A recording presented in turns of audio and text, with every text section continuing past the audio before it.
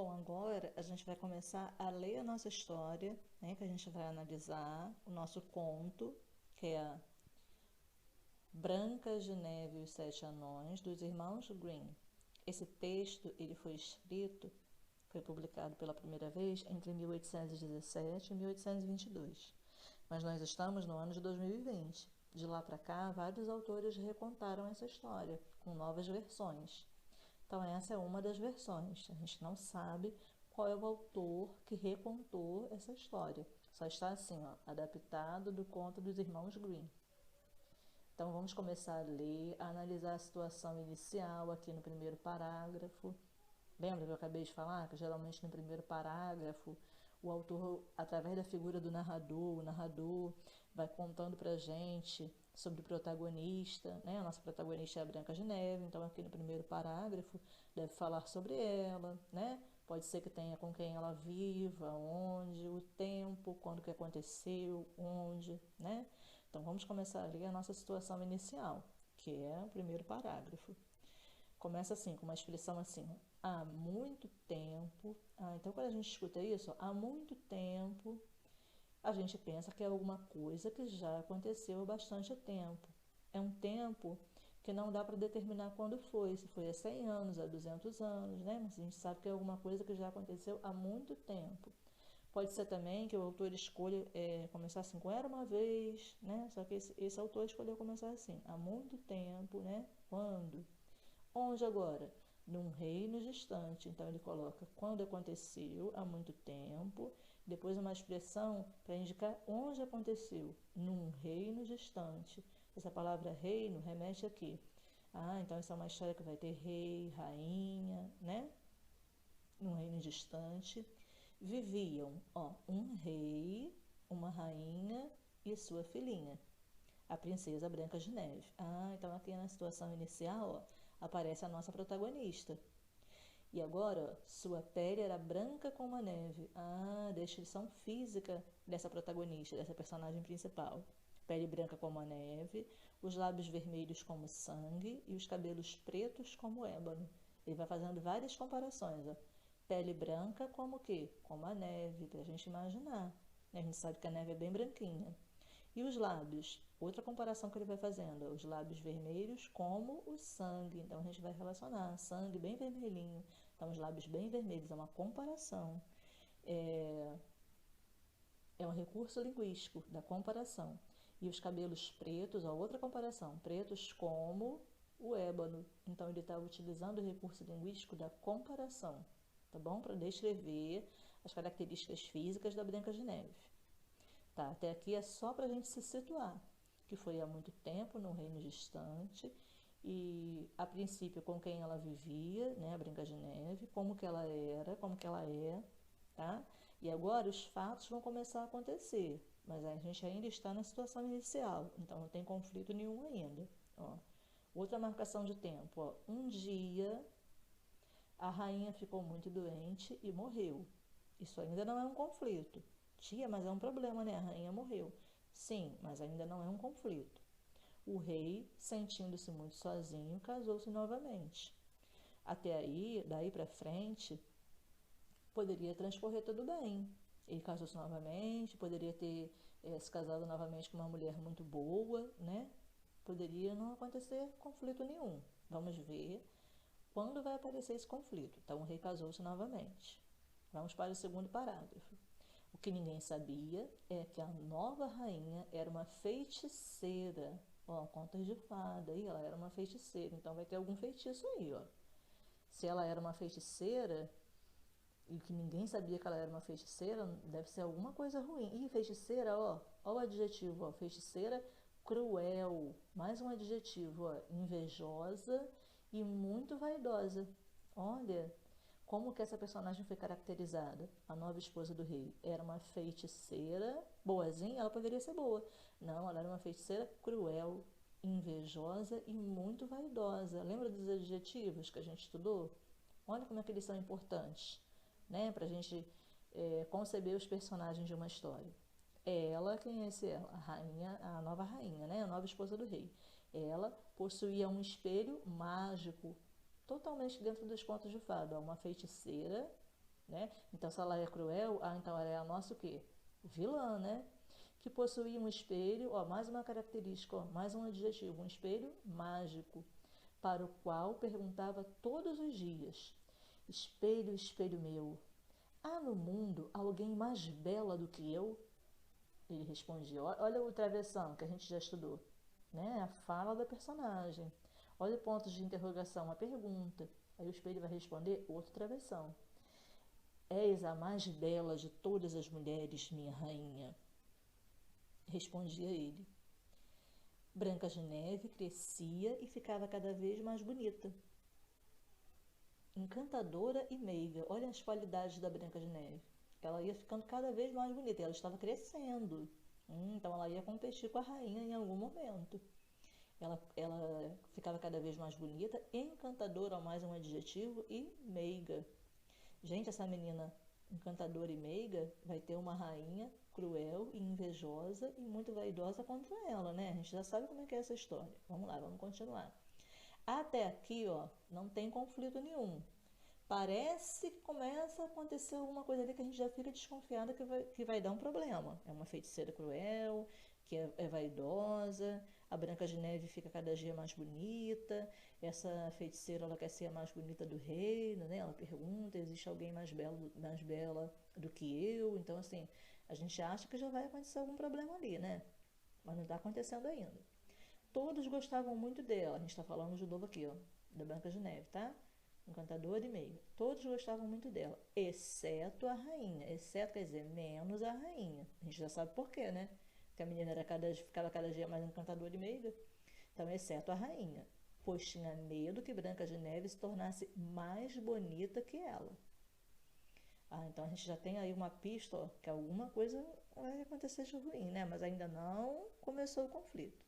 Depois que o rei morreu, a rainha obrigava a princesa a vestir-se com trapos e a trabalhar na limpeza e na arrumação de todo o castelo. Aí já começa a aparecer um conflito. A rainha já começa a fazer maldade com a Branca de Neve.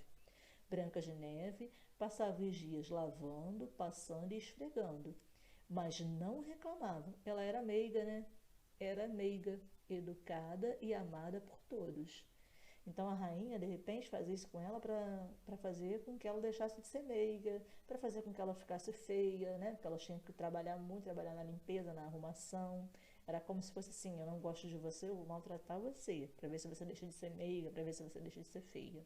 Mas ela nem reclamava, tá bom? Então o conflito já começa a surgir aqui, ó. O nosso problema. A rainha já tinha um problema com a Branca de Neve. E pelas características da rainha, ó, quando ela vai sendo descrita, essas descrições não estão aqui à toa, né? A gente vai vendo que fazem parte dos fatos, a gente vai entendendo o que está acontecendo ali, tá bom? Um dia, como de costume, a rainha perguntou ao espelho. Então aqui, ó, depois que o rei morreu, a rainha obrigava a princesa a vestir-se com trapos e a trabalhar na limpeza e na arrumação de todo o castelo, aí já começa o nosso conflito. Branca de Neve passava os dias lavando, passando e esfregando, mas não reclamava. A gente vê que ali tem um conflito entre a rainha com a Branca de Neve. Tem um problema entre a rainha com a Branca de Neve. A Branca de Neve, ela em si, ela não faz disso um conflito, mas a rainha já começa a surgir um conflito ali entre a rainha e a Branca de Neve. Tá bom? Vamos passar para outra parte daqui a pouquinho. Bom, vamos continuar lendo para a gente ver se esse conflito, né, que já surgiu na outra parte que a gente estava lendo, se esse conflito vai se intensificar, né, o que vai acontecer a partir daí. Se nessa parte a gente já tem o clímax, né, se o herói já vai aparecer, vamos ler e vamos tentando encontrar essas partes. Vamos lá. A rainha de novo, ó, travessão, ela vai perguntar para o espelho: espelho, espelho meu, há no mundo alguém mais bela do que eu? Ele responde, né? Outro travessão. Sim, minha rainha. Branca de Neve é agora a mais bela. A rainha ficou furiosa, pois queria ser a mais bela para sempre. Imediatamente mandou chamar seu melhor caçador e ordenou que ele matasse a princesa e trouxesse seu coração numa caixa. Olha o conflito. se intensificando. Lá na outra página ele começou a surgir, aqui ele se intensificou, mas claro que não é o clímax, é o conflito realmente surgindo, aparecendo. E a gente vai pensando, será que esse caçador vai obedecer? Né? Digamos que a gente não soubesse ainda, que essa fosse a primeira vez que a gente estivesse lendo essa história. A gente já ia começar a pensar, será que esse caçador vai obedecer? Né? Esse conflito está se intensificando. Olha, outra marcação de tempo. Ó. No dia seguinte, ele convidou a menina para um passeio na floresta. Ó. Onde? Para um passeio onde? Ó. É muito comum nas histórias, para ir situando a gente do que está acontecendo, aparecer novas marcações temporais, porque o tempo vai passando no decorrer da história. Então ela mandou que o caçador matasse a menina, né, matasse a princesa e trouxesse seu coração numa caixa. Então isso vai acontecer no dia seguinte. Será que ele vai matar? No dia seguinte, ele convidou a menina para um passeio onde? Na floresta, né, para ficar distante. Mas não a matou. Olha o mais aqui, olha o mais sem i. Lembra que a gente já estudou isso na língua portuguesa? Lá na gramática? Mas sem i dá uma ideia de oposição. Então, ele convidou a menina para um passeio na floresta. A gente sabe que se ele fosse obedecer à rainha, ele tinha que matar a menina. Mas vem uma ideia de oposição aqui, ó.